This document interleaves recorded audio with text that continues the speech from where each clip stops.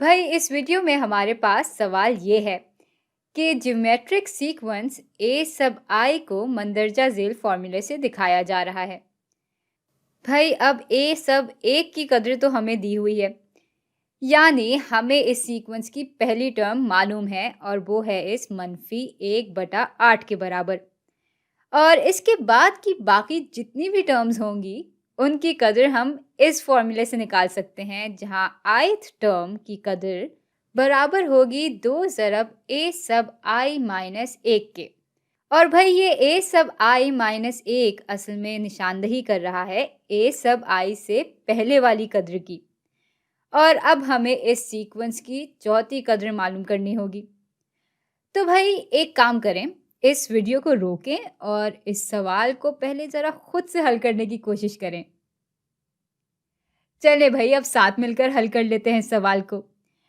भाई अब इसको हल करने के बहुत से तरीके हो सकते हैं। पहला तरीका तो ये है कि हम इधर-उधर देखे बगैर इस फ़ॉर्मूले को ही इस्तेमाल करें। तो चलें पहले तरीके से ही शुरू करते हैं।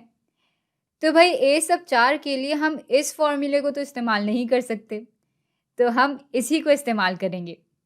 तो ये बराबर हो जाएगा 2 ज़रब a सब 4 माइनस 1 के, और 4 माइनस 1 बराबर हो जाएगा 3 के। तो ये हो जाएगा 2 ज़रब a सब 3। अब भाई a सब 4 के लिए हम इसको फ़िलहाल मज़ीद हल नहीं कर सकते, क्योंकि हमें मालूम ही नहीं है कि a सब 3 की कदर क्या है। तो अब क्या करें? चलें ऐसा करते हैं कि पहले a सब 3 की कदर मालूम करने की कोशिश करते हैं। तो भाई a सब 3 के लिए भी हम इसी फॉर्मूले को इस्तेमाल करेंगे, और a सब 3 बराबर हो जाएगा 2 ज़रब a सब 3 माइनस 1 के। 3 माइनस 1 बराबर हो जाते हैं 2 के, तो ये हो जाएगा 2 ज़रब a सब 2। और मज़े की बात ये है कि हमें a सब 2 की कदर भी मालूम नहीं है। तो भाई अब a सब 2 की कदर मालूम करते हैं। तो ये हो जाएगा बराबर 2 ज़रब a सब 2 माइनस 1 के, और 2 माइनस 1 बराबर होते हैं 1 के, तो ये हो जाएगा 2 ज़रब a सब 1। और भाई बहुत बहुत मुबारक हो, क्योंकि इस दफ़ा हमें कम से कम एक चीज़ की कदर तो मालूम है, यानी हम इस बार इस इक्वेशन को पूरी तरह हल कर सकते हैं। तो अब a सब 1 की जगह हम इसकी कदर लिख लेंगे, जो कि बराबर है -1/8 के, और इसको हम ज़रब दे रहे हैं 2 से, तो ये बराबर हो जाएगा -1/4 के। और भाई अब हमें a सब 2 की कदर मालूम हो गई है, तो इसको हम यहाँ लिख लेंगे। ये हो जाएगा 2 ज़रब -1/4, और इसको हल करेंगे तो ये बराबर हो जाएगा -1/2 के। और भाई अब चूंकि हमें a सब 3 की कदर भी मालूम हो गई है, तो इसकी मदद से हम a सब 4 की कदर मालूम कर लेते हैं। तो ये हो जाएगा 2 ज़रब -1/2, और इसको हल करेंगे तो ये बराबर हो जाएगा -1 के। तो भाई ये तो था हमारा पहला तरीका इस मसले को हल करने का। और भाई अब हम अपने दूसरे तरीके की तरफ चलेंगे। तो दूसरा तरीका ये है कि हमें अपनी पहली टर्म की कदर तो मालूम है, और भाई हम हर अगली टर्म तक पहुंचने के लिए इस पिछली टर्म को 2 से ज़रब दे रहे हैं। इसलिए हमें हमारा मुश्तरका या कॉमन रेशो मिल गया, जो कि है बराबर 2 के। तो भाई इस पूरी चीज़ को, जो कि अभी मुकर्रर या रिकर्सिव अंदाज में लिखी हुई है, उसको हम वाज़े या एक्सप्लिसिटली भी लिख सकते हैं। तो एक्सप्लिसिटली हम इस ज्योमेट्रिक सीक्वेंस को ऐसे दिखा सकते हैं कि a सब i बराबर हो जाएगा हमारी पहली टर्म -1/8 ज़रब 2 की ताकत i माइनस 1 के।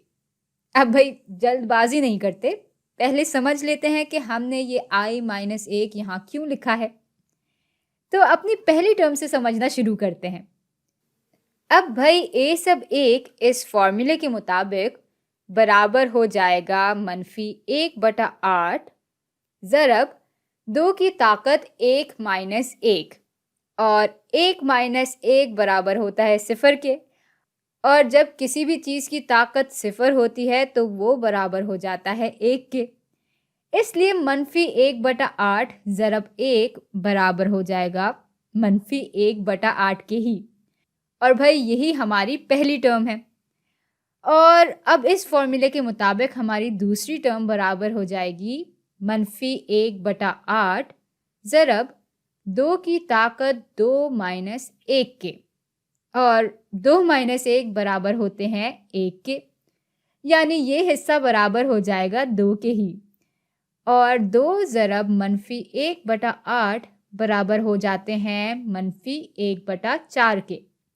यानी हमने एक दफ़ा ही 2 को ज़रब दिया अपनी पहली टर्म की कदर से, और इससे हमें ए सब 2 की बिल्कुल सही कदर मिल गई। और भाई इसी तरह अगर हमें अपनी चौथी टर्म मालूम करनी है तो हम इस फॉर्मूले की मदद से वो भी मालूम कर सकते हैं।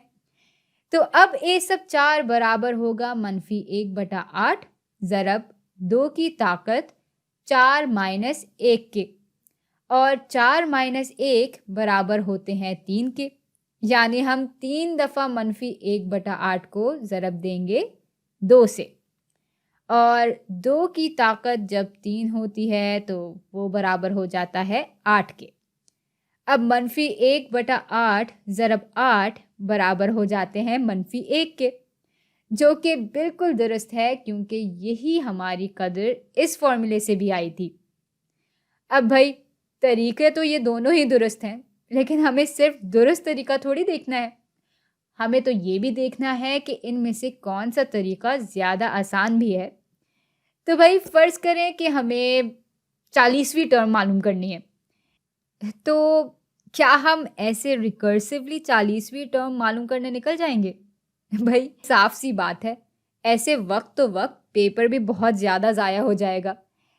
इसलिए अगर इतने बाद की टर्म की कदर मालूम करनी है तो बेहतर यही है कि हम इसको एक्सप्लिसिटली हल करें।